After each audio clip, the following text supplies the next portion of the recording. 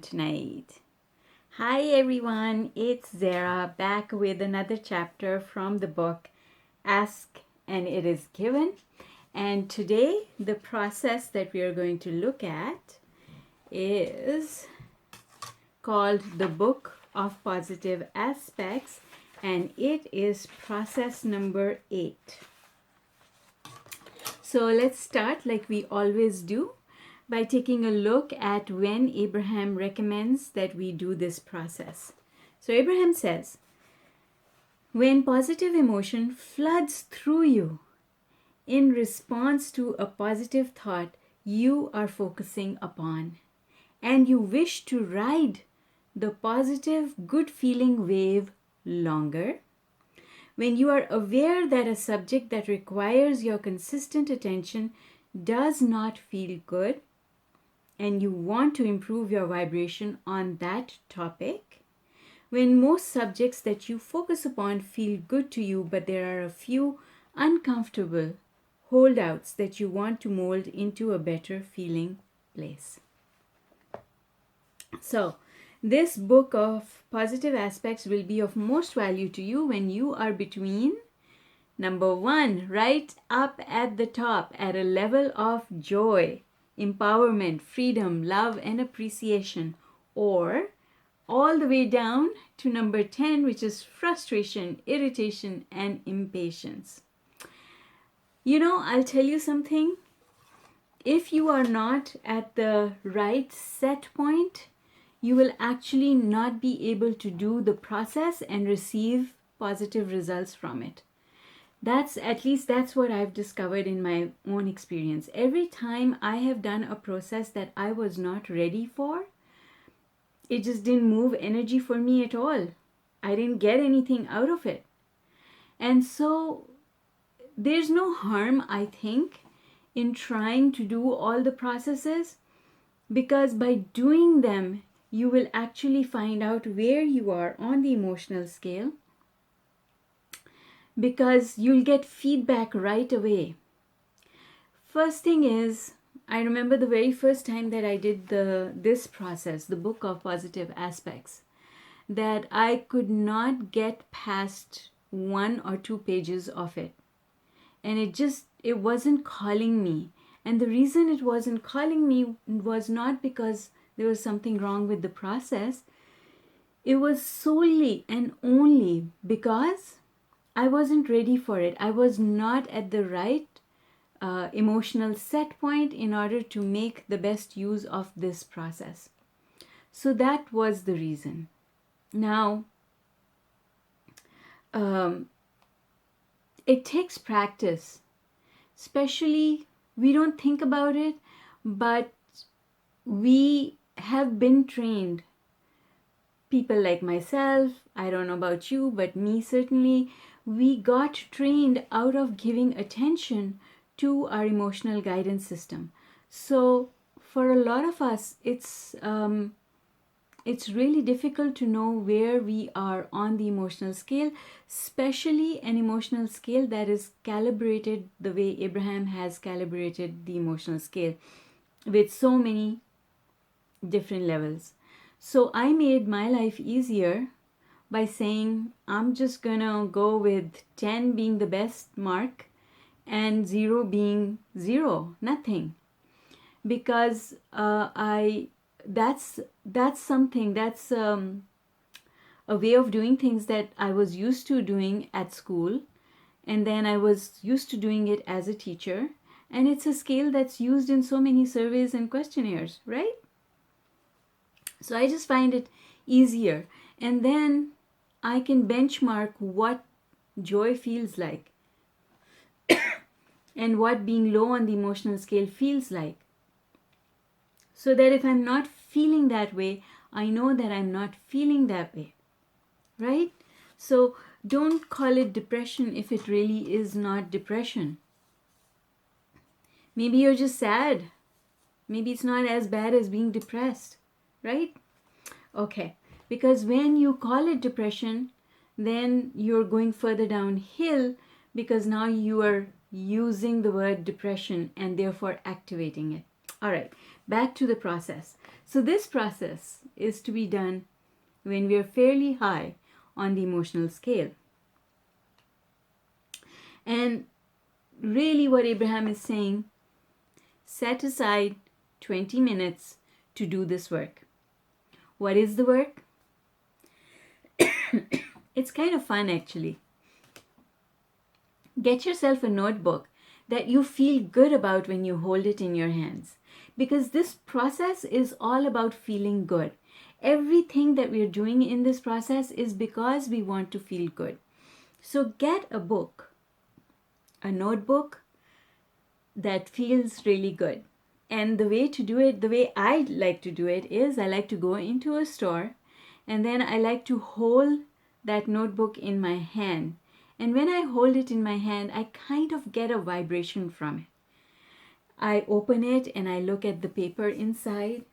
It doesn't really have much to do with whether or not the cover, because look at this. This is really a very plain notebook. But what I really like is I like the size. I like how it feels in my hand. I love the paper inside it. It's just, it feels good. There's no other way to explain it. It feels good. So it has to feel good. And then you take a pen that you enjoy writing with. Not just any pen, but a pen that you really like holding in your hands. You know what I mean. I'm sure you have one of those. I fell in love with a certain type of pen, and I think I ordered a whole box of them because I wanted more of them. And it wasn't a really special pen. It was just an ordinary, you might call it, an ordinary ball pen. But the way that one wrote, the way it glided on the paper, the grip that I had on that pen, the color of the writing, all of those things made me feel good about my writing. And that, my friends, is the key. All of this is about feeling good. My daughter does an amazing job. She decorates her notebooks with all sorts of crafts and things that she can stick on them. And then she's been learning calligraphy, so she writes beautifully. The name on top, she writes it's in such beautiful letters that her notebook is a piece of art. But when she picks it up, it makes her feel good. She enjoys writing in it. She enjoys decorating it. And that's what this is all about. This is a creative endeavor. And the more you start enjoying it, then you are getting the maximum benefit of it. Abraham uses the words milking it. The more you enjoy it, the more you are milking it. So then Abraham says, on the cover of your notebook, write, my book of positive aspects. Well, if you have a notebook like this, maybe you can't write it, or maybe you want to stick it on top. I don't know, but I generally write it on the first page on the inside, right? To me, that's my cover. And then Abraham says, on the top of each page, so the first page, let's just take the example of the first page. Write the name of someone or something, like, like your puppy or your cat or one of your children that you really, really love and you enjoy thinking about and talking about. Write that name. And then these questions that are really specific, and these questions are designed in a way that they make you think about the positive side of this person whose name you've written at the top of the page. So, what do I like about you? Why do I love you so much?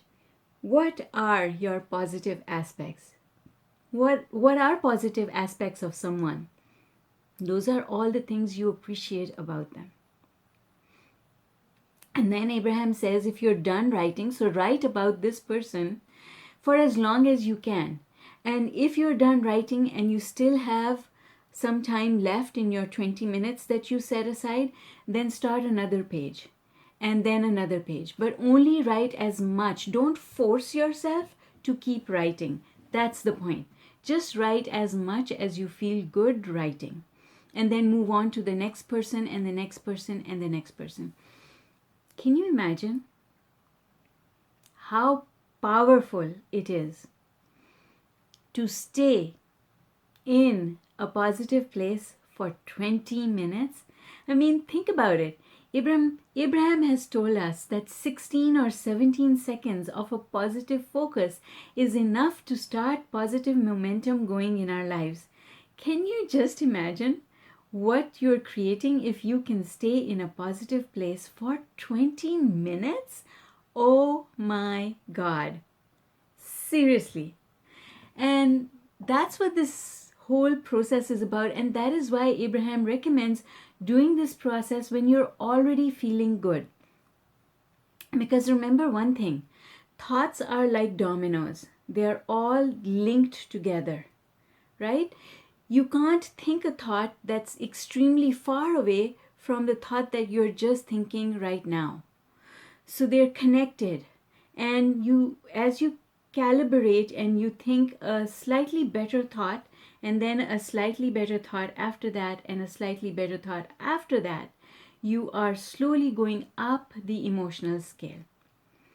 And generating, not only going up the emotional scale, because you do this process from being quite high on the emotional scale in any case, but what this process is really helping us accomplish is that we are generating a lot more momentum. It's all about momentum, because remember, it's momentum that leads to manifestation. So this process is leading us to a lot more momentum on the things that we want to manifest. And that is what makes this such a powerful process. Okay, so, all right. Let's move on. So what Abraham is saying is that as you write, and I've discovered this for myself, so I'm going to share my personal experience with you. As you start writing, you reach a point where you become so into it. You're so into it and you're feeling so good, and the momentum has increased to such a level that the thoughts flow faster than you can actually write them out. It's crazy. And I'll tell you something, that is what a rampage of appreciation is all about. When you get to that stage that the thoughts are coming faster than you can express them and you can write them down, that is such a fun place to be. And that really is the place from which you are milking it. Okay, so Abraham says the more positive aspects you search for, the more you're going to find. And the more positive aspects you find, the more you will search for more, because it just feels good. And we naturally gravitate towards those things that feel good. As soon as your notebook is filled, you will probably find yourself eager to purchase another and another, for there is a true power of focus in the experience of writing, and there is a true power of connecting to your own source energy. The benefits of this process will be many. You will feel wonderful during the process. Your point of attraction will continue to improve. And then Abraham goes on. So we are on page 202. Abraham goes on to speak more about the book of positive aspects. And I remember listening to this video clip which they're talking about over here. And they were talking about going to Paris. Imagine that you went to Paris. And soon as you got out of the airport and you hailed a cab down, you stepped forward right into a pothole full of rainwater. You look down with disgust and you say, is this what Paris is all about? If this is what Paris is all about, I don't like it, I'm going right back. And you turn around and you go back. Well then, you haven't really given Paris a chance, have you? So that's what Abraham is saying over here. It's about perspective. You can talk about the pothole, you can go back and someone says to you, how was Paris? And you say, oh, it's a terrible city. There are potholes everywhere, right? But you're only talking about that one tiny little experience, not the whole experience, because that's not what it's all about. You're focusing on something. What Abraham is getting to in here is that you're focusing on something makes it true. So then they use a really powerful example that I'm going to read to you because I thought it was really impactful. Let's say that someone has been declared terminally ill. Her doctor has given her a death sentence. And yet, the majority of her body, over 99% of it, is this magical city. It's functioning well. All the arteries of traffic are working very well. It is just that because of the attention of the doctor has given to it, she is now giving her full attention to the pothole and she's ignoring the beautiful city, right? This beautiful city, the body, and focused only on that thing that is not working until it will eventually consume her. And isn't that what happens with all sorts of medical situations where people who get a diagnosis then become so focused on that diagnosis that it becomes magnified, larger and larger and larger. Okay, so Abraham says, remove your attention from the potholes. As I focus upon what I want, I feel good. If I focus upon lack of what I want, I feel bad. That's it. Take your attention away from the potholes. So let's take it a little further. Can you focus upon more than one thing at a time? Now, this is really important to understand what Abraham is explaining over here. We cannot think more than one thought at a time. We cannot focus on more than one thing at a time. If you're looking, you only focus completely on one object in the room. Like I'm looking around me just now thinking there's so many things in this room, but at one time I only focus on one thing. And even though we feel as if we are multitasking in our heads, we really are not multitasking. It's just that the pace of our thinking, we can think a complete thought in 4 seconds. 4 seconds, folks. It's not long. So our thoughts are moving so fast that you think one 4-second thing and another 2-second thing, it feels as if they're overlapping because they're so fast. But they are not overlapping. And therefore, Abraham says, can you feel good and bad at the same time? No, you can't. It's just that you go quickly from one to the other. And we do that all the time with the emotional scale. We go up and down the emotional scale really, really quickly.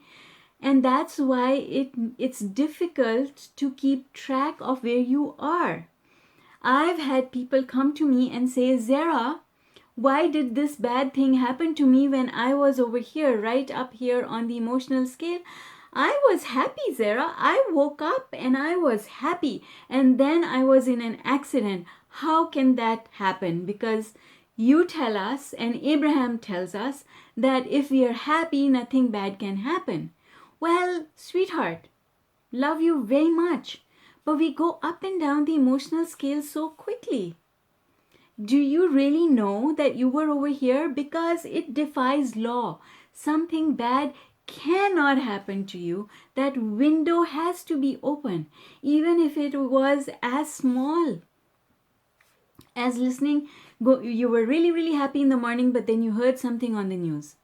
Well, now you're not in that cheerful, happy place anymore. It has brought you down. And so nothing bad really can happen. We live in our little bubble over here. And if you create a world where all good things happen, where you maintain yourself in a place of joy and satisfaction, your life can be amazing. You really can create a bubble to live in. And don't feel bad. Don't feel bad for other people who can't do it for themselves. Because if each one of us learns to be happy and satisfied and creates a bubble, and if everyone does that, then the world will be a happy place. Your giving up your happiness for someone else is not going to help them make the world a better place. And that is a key to understanding law of attraction and how it works. Abraham says, and I totally agree with them, you cannot stand on your head in enough ways to make other people happy. You cannot. And so, doesn't mean you don't care about them. You still care about them. But you don't sacrifice your place on the emotional scale for them. And that is the difference. All right, so I'm going to read this little paragraph here. So Abraham says, and if when you focus upon what you want, you will feel good, and if when you feel good, you would be in the positive mode of attraction, then would not your most important work be to look for the positive aspects of all things, to look for the parts of all things that are uplifting to you, and get your attention off the potholes. Sometimes when first learning about deliberate creation, our physical friends will worry. They are afraid that every negative thought they think is going to reach out into the cosmos and bring some monster into their experience.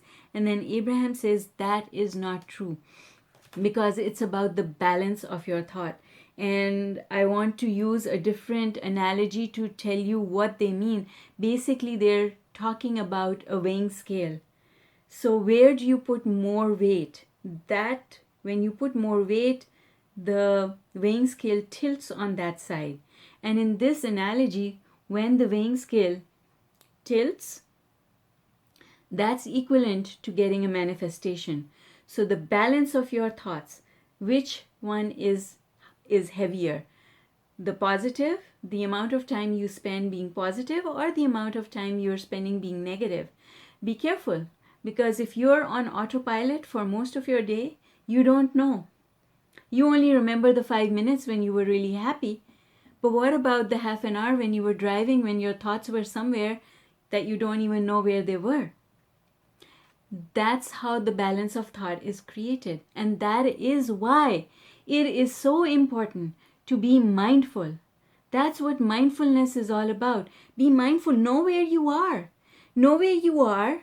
And even if that is a negative place, find things to appreciate, because if you know that you're not in a good place and you look for things to appreciate, you're not going to be in that bad place for very long. Because if you look for things to appreciate, and you will find them, if you look for them, you will go up the emotional scale.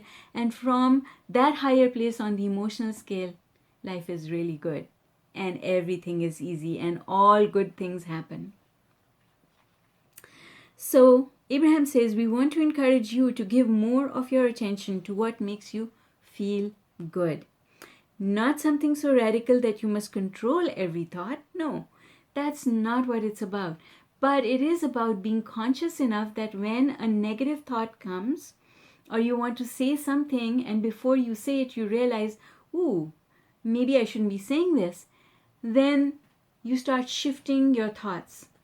And I can tell you that I bite my tongue, literally, and I remember clearly instances where I was going to say something either to my children, oh, it's not like that, or, oh, you'll hurt yourself, and then I bite my tongue, because I don't want to say that to them, because I don't want to convey my belief to them, because my belief is negative. So I'm just going to shut up and not say anything. I remember talking to a friend's daughter one time. I had picked her up from the airport, and I was asking her how the family was doing. And she told me, Grandma is not doing too well. We are really worried about her. And then she told me Grandma's symptoms. And as I listened to her speak, it reminded me of the symptoms that my dear mother had before she passed away. And I opened my mouth to say to her, oh, that sounds like what happened to my mother. And then I stopped myself. Because if I had told her, then she would have asked me all sorts of questions. And then it would have become her belief. From a suspicion, then it would become a belief that whatever her grandmother had was similar to what my mother had. And I didn't want that to happen, because the next thing you know, she would be really upset. And then she would go and tell her mother, and now there would be two upset people. And who knows how many other people in the family they would relate that to. So do you really want to do that to people? No, that's not who we are. We are uplifters. That's who we are. People love being with us because we help them to feel better about themselves. And we can only do that if we point them towards the good things in their life rather than the bad things in their lives. Friend comes to you and says, my husband is horrible. As if you are a friend, it's your job to stop and say, yes, it is true that in this instance he is being horrible to you, but there are so many instances in the past where he has been good to you. So he has the capacity to be good, right? What can we think about this situation that is positive, that is uplifting, that is nicer, that is gentler? Not all the way nice, jumping for joy, because if you are going through a bad phase in life, if somebody is being abusive to you, you can't go up the emotional scale and find joy about it. Of course not. I've been there. I know you can't find joy. But what you can do is you can let go the negativity, and soon as you do, things improve. That's all. You just have to take your mind off it. As I was telling a friend whose husband is going into surgery in a day or two, I think, I was telling her that you can't put your car it's parked. From park you go to neutral, and then you put the car into gear, and you don't go straight from the first gear into the fourth gear. From the first you go to the second, then the third, and then the fourth. Well, guess what? That's exactly how it works. If you're going through some negative experience, you have to go neutral first. Not to joy, neutral. What does that mean? Neutral means I'm just going to take my mind off this thing that keeps bothering me. I'm going to think about something else, because I know if I think about something else, then I can go into the first gear. But if I'm feeling bad, if I'm parked, so there's no movement forward, I can't go into first gear from there. First neutral, then first gear, then second gear, then third, and then you're flying and your car is flying with you, right? And you know, you love that feeling, right? So you've got to go there in a stepwise fashion. That's what Abraham means when they say take your eyes off the pothole. That means going neutral. Doesn't mean go good. Means go neutral. Okay. So, something that is reality seems like it deserves your attention. It's true after all. He hit me. He was abusive to me. Shouldn't I document it? Yes, I did, and it didn't feel good. Shouldn't I count it? Shouldn't I make the statistics of it? Shouldn't I tell others about it? Even to protect them. Why would you do that? Right? Shouldn't I warn my children about it? No, don't warn them. Because if you warn them, now they're going to think about it. If they think about it, it's going to come to them. You don't want that. So don't warn anyone about anything. They are much better off without your warning, because the chances are better for them not to attract that thing if you don't warn them. It's like parents do this all the time. I'm telling you, don't do this, don't do this. You will regret it. You will suffer if you do this. I'm telling you right now, don't do this. I know I've seen so many people get hurt. Don't do this, don't do this, don't do this. What have they done? They've planted a negative seed in your mind. And now, even though you go ahead because you want to, you go ahead, but now that seed of negativity has been planted. And if your thoughts go there, maybe my parents are right. Maybe I shouldn't be doing this thing. If, they've got a lot more experience than me, what if they're really right? What if I am making a mistake? Next thing you know, it turns out to be a mistake, and then you go home and your parents say to you, see, I told you so. Well, excuse me, you're the one who planted that negative seed, so don't do it. All right, so yeah, I know I get excited about it, right?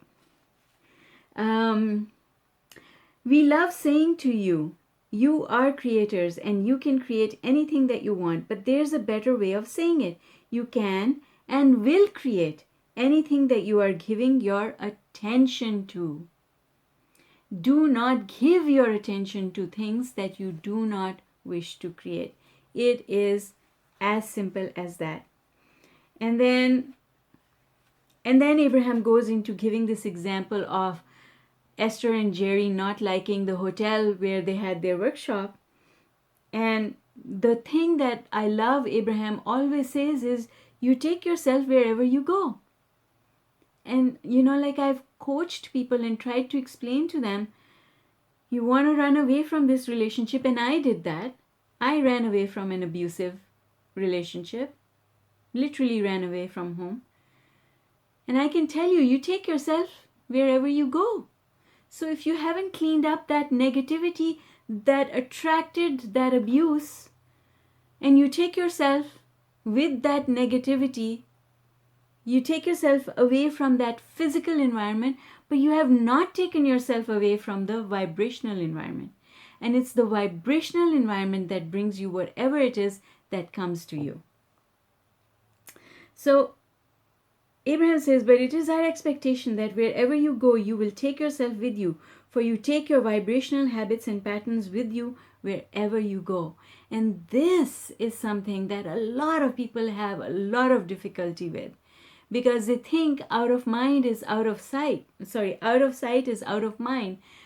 But it does not always work that way, because if your habit is to always look at things from the point of view of the glass half full, then that's a habit, and that habit will continue to bring you the results that you are getting now, unless you change the habit. Okay. Or is it motivation is where this chapter ends. You can look at this in two different ways. If I do such and such, these good things will happen. Or if I don't do such and such, these bad things will happen. The first inspires you to action from a positive place. The second motivates you to action from a negative place. Your book of positive aspects will put you more and more in the position of attracting, by virtue of your inspired positive feeling, whatever you desire. All right, folks, that's it. That's the end of process number 8, the book of positive aspects. I will be back again tomorrow with another process. Thank you to those who joined me live, and I will post the recording later on. If you have any comments or questions, you will be able to post them on the recorded session. All right, folks, take care. Have a fantastic rest of the evening, and I'll see you tomorrow. Bye for now.